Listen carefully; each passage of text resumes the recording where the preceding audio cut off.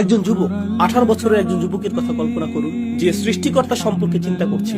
18 বছরের কোন ছেলেটি সৃষ্টিকর্তা সম্পর্কে চিন্তা করে? তারা নতুন গেমের কথা ভাবে, তারা পরবর্তী ক্রিকেট ম্যাচের কথা ভাবে, তারা ভাবে কিভাবে অতিরিক্ত কিছু অর্থ উপার্জন করা যায়, তারা বিপরীত লিঙ্গের মানুষের কথা ভাবে, তারা ভাবে কিভাবে বাবা মায়ের চোখ ফাঁকি দিয়ে ধূমপানে আসক্ত হতে পারবে, মাদক, বন্ধুদের সাথে আড্ডা দেয়া, কিভাবে সকলের অগোচরে স্কুল ফাঁকি দেয়া।